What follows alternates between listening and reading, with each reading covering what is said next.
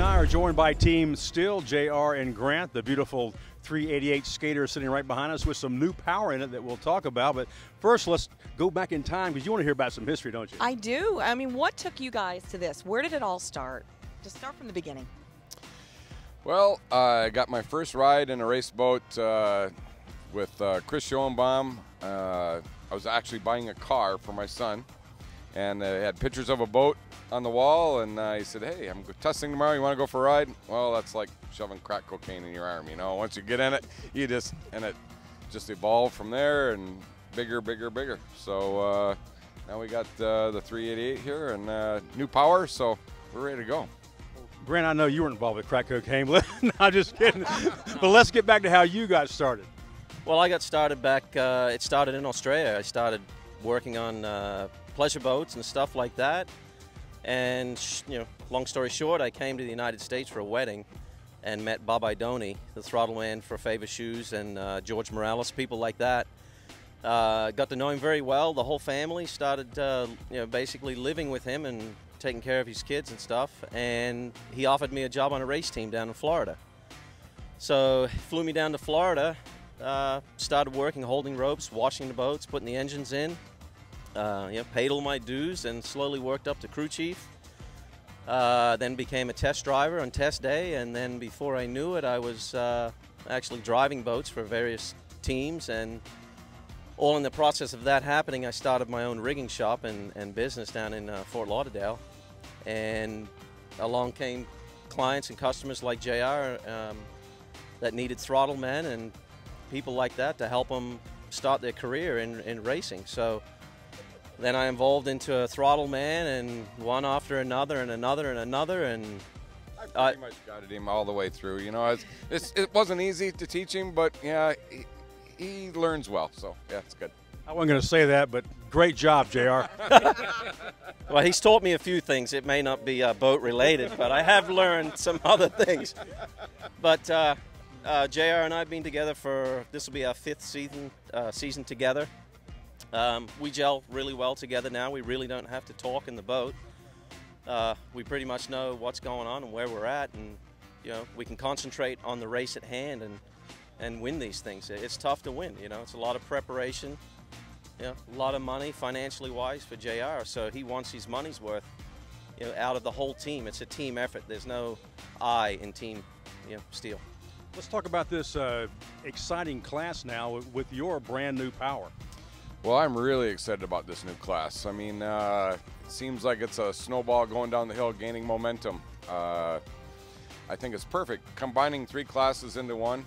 The big boys coming down, we're going up, all meet in the middle, and it'll be exciting. I hear there's 7 boats coming up for the next race, and more on the way. So, I mean, geez, how much fun can that be? Going back to real racing when you've got competition, and then a win means something. You know, that's what we're here for, because we don't do this for a living. This is a hobby, and it's only fun when you're racing somebody. So I'm really excited about this new class. The new rules on this class, the specs can go on and on, but in a nutshell, Grant, tell us about these spec engines. Spec engine, 7,000 RPM limit, 93 octane fuel, and nothing over 510 cubic inch. Right around 750 horse, naturally aspirated, single carburetor. Boat weight for the class is 9,500 pounds minimum. And that's about it. They're keeping the rules kind of short and sweet, which makes it easier for everybody. What about boat length now? Any new rules on that? No new rule on that. It's 38 to 42. What kind of speeds are we looking at? Is it going to be more speed than the 525s, I'm sure, or just the same speed roughly, but maybe more torque, more acceleration out of the turns? I think we'll have a bit of both. I think we'll have a little more acceleration, a little more top end. Remember, we've had to add 1,000 pounds from Cat Light to Super Boat, so that'll equalize some of the acceleration and top end speed.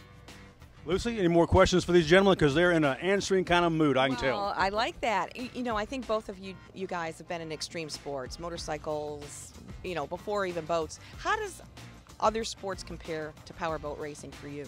And the other question is, when you were talking about expenses, no, you're not in it for the money, To come to a race site, what's the average expenditure?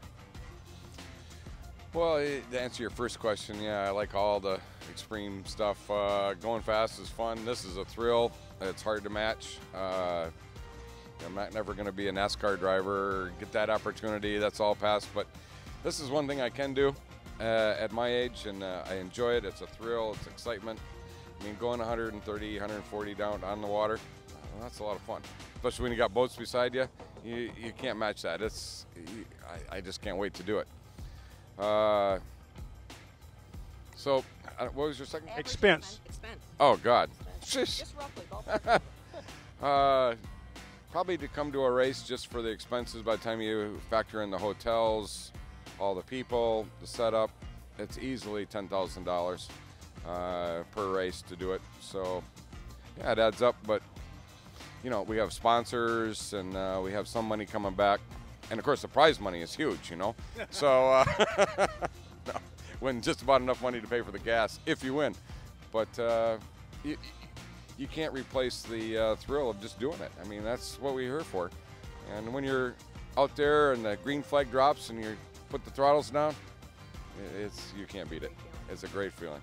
Speaking of that green flag, Grant, how important is it to get a good, clean start? I know the importance for some guys is they'll even risk being penalized as slingshot a start. But what are your thoughts and JR's thoughts as you're getting up on plane and getting behind the pace boat?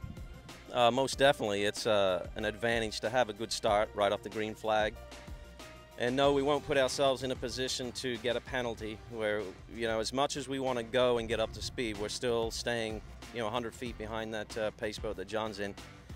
But it can make the difference of getting to that turn first, getting a clean run around the turn and getting away from the field that has to deal with the white water, the spray.